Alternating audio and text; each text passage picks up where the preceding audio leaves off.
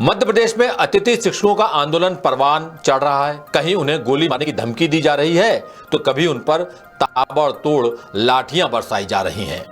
और इसी बीच एक ऐसा अहम मसला भी है जो सैकड़ों उम्मीदवारों के टीचर बनने के इंतजार को बेवजह बढ़ा रहा है, जबकि ये उम्मीदवार मेरिट होल्डर्स हैं और वो तमाम पात्रताएं और काबिलियत रखते हैं जो टीचर बनने के लिए जरूरी है।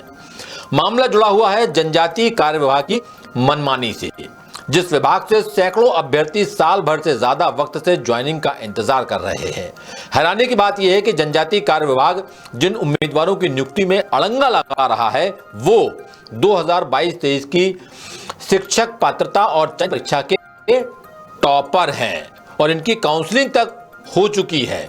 इसके बावजूद विभाग नियुक्ति नहीं दे रहा है। क्या मामला और कैसे सैकड़ों उम्मीदवारों के साथ हो रही है नाइंसाफी? ये नाइंसाफी कर रहा है जनजातीय कार्य विभाग, बता रहे हैं भोपाल से हमारे विशेष संवाददाता संजय शर्मा। बीएड यानी बैचलर ऑफ एजुकेशन, ये एक प्रोफेशनल ग्रेजुएट डिग्री है जिसे टीचिंग में करियर बनाने के लिए डिजाइन किया गया है। बीएड करने के बाद उम्मीदवार हाई स्कूल और हायर सेकेंडरी स्कूलों में पढ़ाने के काबिल हो जाते हैं।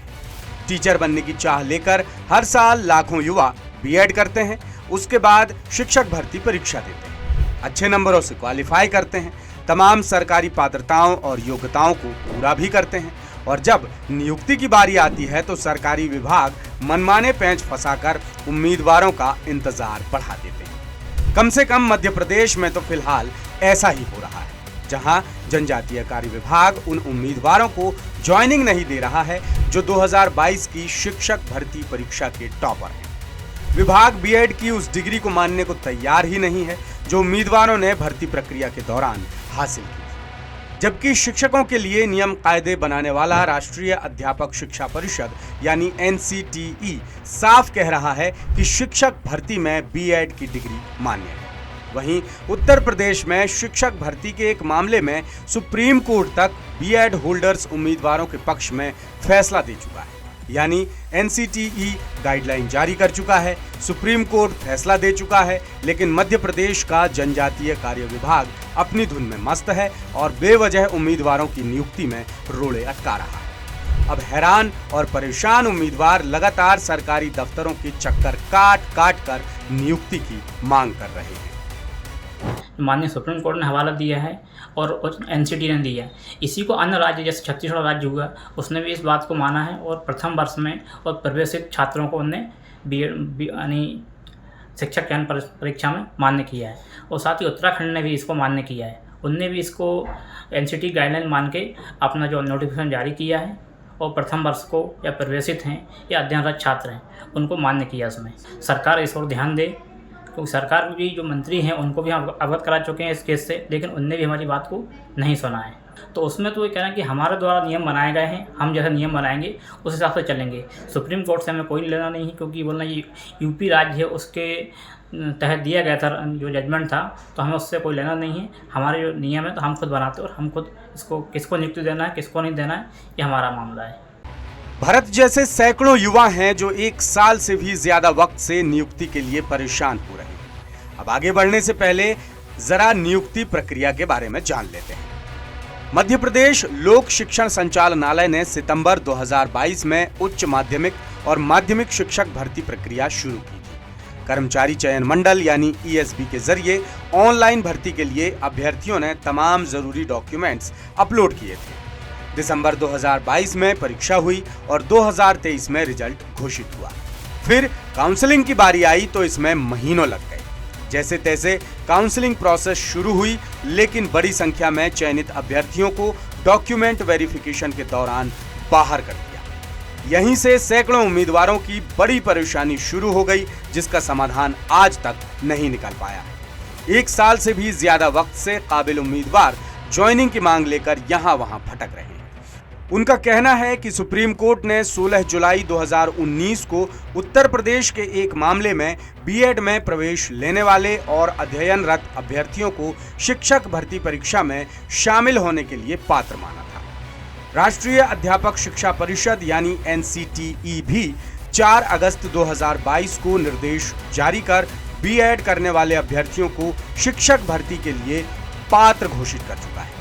एनसीटीई की गाइडलाइन के आधार पर ही छत्तीसगढ़, उत्तराखंड और झारखंड सरकार ने 2024 की शिक्षक भर्ती में बीएड अध्ययनरत अभ्यर्थियों को न केवल राहत दी है बल्कि अपने नियम भी बदले।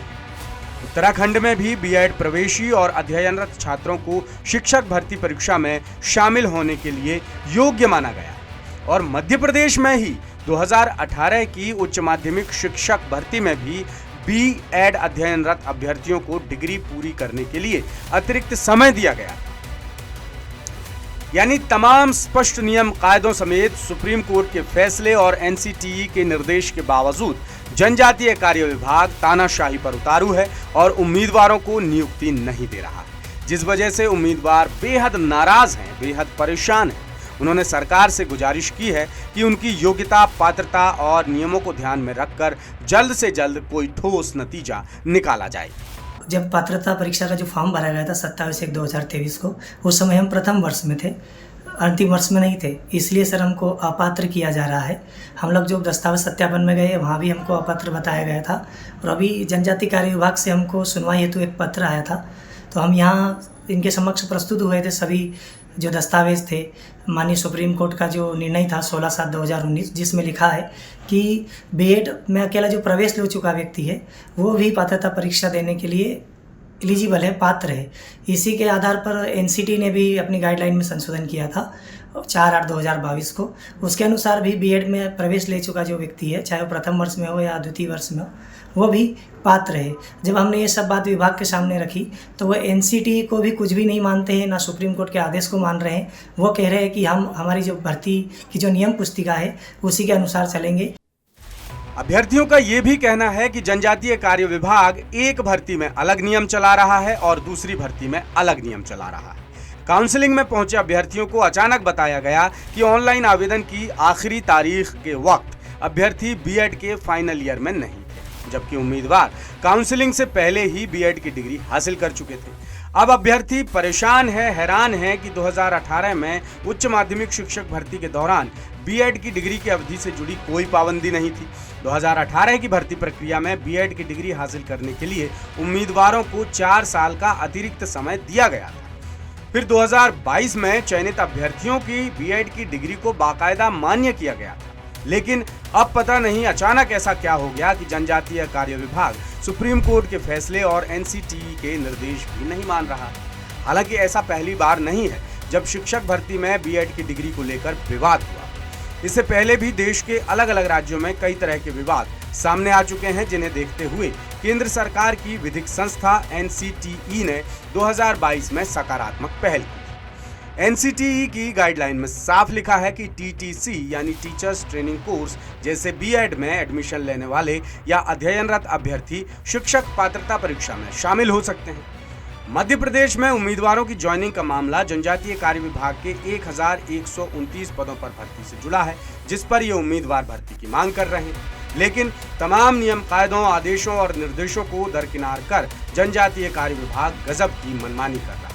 और जब उम्मीदवार उचित कारण जानने के लिए विभागीय दफ्तर जाते हैं तो अफसर उनसे मिलने तक की जहमत नहीं उठाते। लेटेस्ट, इन्वेस्टिगेटिव और इन डेप्थ खबरें देखने के लिए ज्वाइन कीजिए द सूत्र का व्हाट्सएप चैनल, सब्सक्राइब कीजिए यूट्यूब चैनल, लाइक कीजिए फेसबुक पेज और पढ़ते रहिए वेबसाइट www.daसूत्र.com।